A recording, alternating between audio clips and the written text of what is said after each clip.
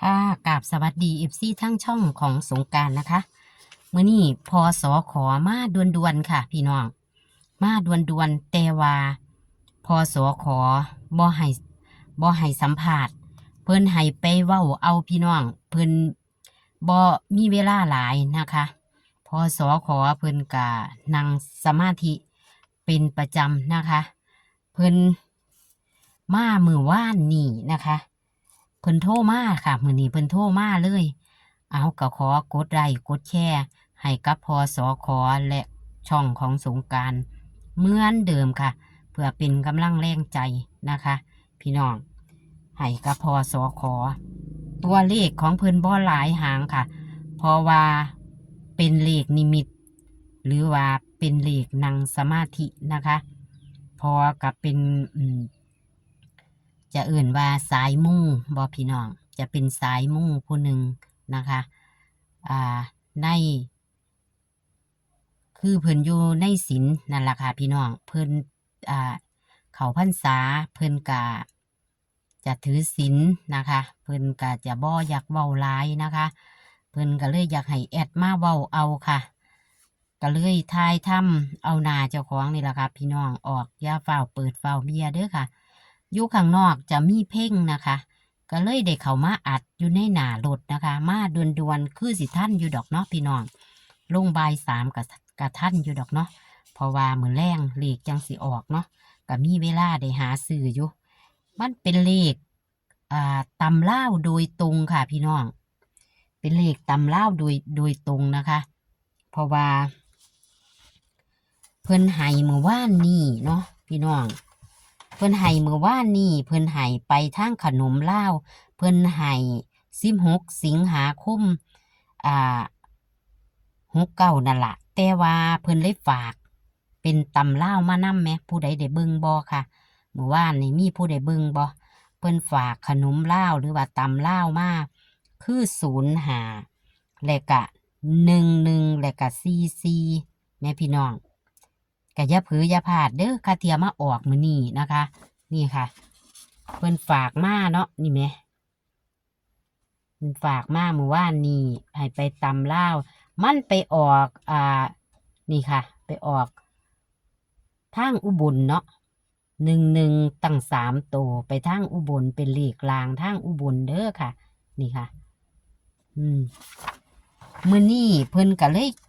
คันนิมิตได้มื้อนี้เพิ่นก็เลยอยากเอามาแบ่งปันนะคะเพื่อ FC จะมีโชคมีหมานนะคะเพิ่นนิมิตเห็นเป็นตัวเลยพี่น้องคือเพิ่นเห็นนั่นล่ะเพิ่นนิมิตเห็นเป็นตัวแล้วก็ซ้ำๆเห็นเป็นตัวชัดๆว่าสั่นเพิ่นว่ากะนิมิตไปหลายอย่างนะคะนิมิตเห็นเป็นตัวคือ6006แล้วเห็นชัดพี่น้องเพิ่นเห็นชัดคือ6006แล้วเพิ่นกะไปเพิ่นกะนั่งสมาธิไปอีกเนาะเพิ่นกะนั่งย่ามกลางวันพี่น้องเพิ่นนั่งย่ามกลางวันความเสียส่วนบุคคลเด้อค่ะพี่น้องความเสียส่วนบุคคลโปรดใช้วิจารณญาณในการรับชมนะคะมื้อนี้บ่มีเสียงพอแต่ว่าเพิ่นฝากมาบอกนะคะคันสิบ่ลงกะญาติมันออกของเพิ่นนะคะเพิ่นก็เลยนั่งนิมิตไปอีกเพิ่นนั่งย่ามกลางวันพี่น้องเพิ่นนั่งย่ามกลางวันเพิ่นก็เห็นอีก3ตัวพี่น้องเห็นอีก3ตัวเป็นเลข460แล้วเพิ่นก็เห็นกะละมังมีเท่าว่าสั่นมีเท่าเต็มกะละมังเท่าที่บ้านเฮาคันภาษาอีสานเอื่นเท่าเนาะแต่คันภาษากลางเพิ่นจะว่าสาหร่ายน้ำจืดแต่คนเฮาบ้านเฮาชอบเอามาลาบบ้านเฮาเอิ่นผักเขียวนั่นล่ะพี่น้องบ้านเฮาเอิ่นผักเขียวเอามาลาบใส่ปนใส่หยังแซ่บๆนั่นล่ะนั่นล่ะเพิ่นเห็นเ เต็มกะละมังพี่น้องแต่ว่าเพิ่นว่าเท่าก็จักสิตีจังไดเนาะเท่านี่จะจะตีจังไดเพิ่นก็บ่รู้แต่ว่าเพิ่นว่าเพิ่นเห็นกะละมังมันเป็นกลมๆเพิ่นว่ามันเป็นศูนย์แท้เพิ่นมาเห็นซ้ำอีกคือแตะเก่าที่เคยเห็นซ้ำที่เลข14มันเข้าแล้วเข้าอีกนั่นล่ะเข้าทั้งลาวเข้าทั้งไทยนั่นล่ะพี่น้องบ้านนี้แล้วก็จิตเก้ามาล่าสุดเนาะไปเข้าไทยล่าสุดคืองวดวังหันเพิ่นก็เห็นตัวเลขจิตเก้าก็เลยไปออกรัฐบาลไทยเพราะว่าเพิ่นให้รัฐบาลไทยเนาะแล้วบัดนี้เพิ่นก็เห็นเต็มกะละมังแต่ว่าเท่าเพิ่นว่าจะตีเป็นเก้าแต่เพิ่นว่ามันจะกลับหัวพะนะพี่น้องจะกลับหัวเป็นหกเพิ่นวาจั่งซี้เพิ่นเลยเอาเป็น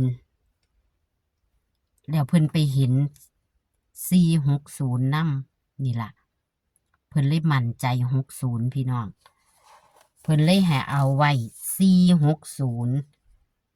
406หรือพี่น้องจะไปกลับหัวเอาเป็นเก้าก็ได้เด้อค่ะแต่เพิ่นบ่กลับให้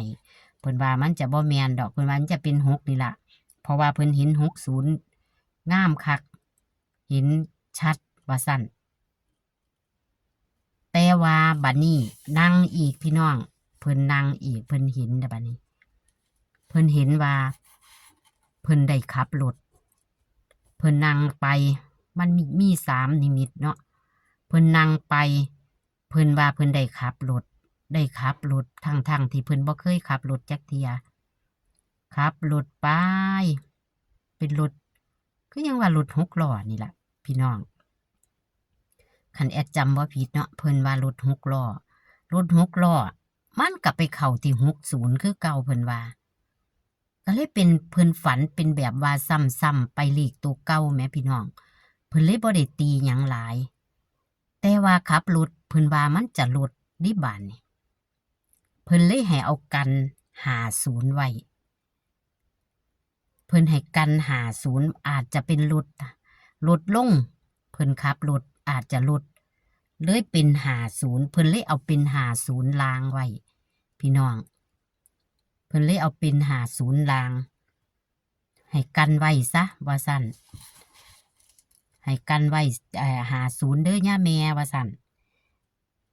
คันพี่น้องอยากตัดเลนก็ตัดเลนคือ46แล้วก็40นะคะแต่เพิ่นบ่ตัดให้เพราะว่าเพิ่นมั่นใจ6006นะคะเพิ่นว่าเพิ่นมั่นใจแต่ว่าก็บ่ได้ว่าเน้นแต่เพิ่นเห็นตัวนี้ชัดพี่น้อง6006เพิ่นเห็นชัดมันก็เลยประกอบกันนี่ล่ะค่ะก็เลยว่าเพิ่นได้ขับรถเพิ่นเลยว่าเป็นรถซะลดลงแต้มหนึ่งก็คือ50ก็ซื้อกลับเอาแต่50มันก็เป็นตัวที่เพิ่นเห็นเมื่อวานนี้เพิ่นไว้05แม่พี่น้องนี่อันเพิ่นเอาไว้ให้เนาะ05นะมันเป็นตัวเมื่อวานนี้นะคะนี่ล่ะค่ะมันตัวที่เพิ่นเห็นเมื่อวานนี้นี่ล่ะค่ะคือนิมิตของพอนะคะเป็นภาพนิมิตที่เพิ่นนั่งสมาธินะคะนี่แหละค่ะแคปหน้าจอเอาค่ะพี่น้องเห็นชัดบ่ค่ะแคปหน้าจอเด้อค่ะเลข3ตัวนี่แหละค่ะก็คือ460ให้พี่น้องตัดลิ้นเอาเพิ่นกะว่าเพิ่นบ่ตัดนะคะก็ตัดลิ้นมันก็เป็นเลขตัวเดียวกันแต่ว่ากลับกันเด้อค่ะพี่น้องมันกลับกันจะตัดลิ้น40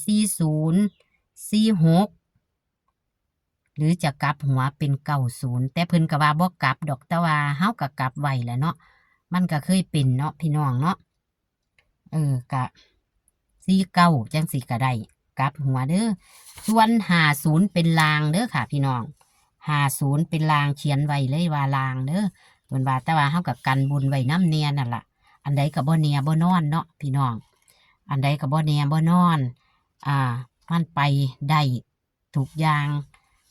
ขอให้โชคให้มานกับพศขอนะคะเมื่อวานพ เพิ่นกลับไปทางอุบลเนาะอ้าวขอให้โชคให้หมานกับพศขอวันที่4สิงหาคม69วันอังคารนี้นะคะ โชคมันหมานค่ะ โชคมันหมานขอคนละไลค์คนละแชร์นะคะ เป็นกำลังแรงใจให้กันค่ะ ขอสวัสดีค่ะ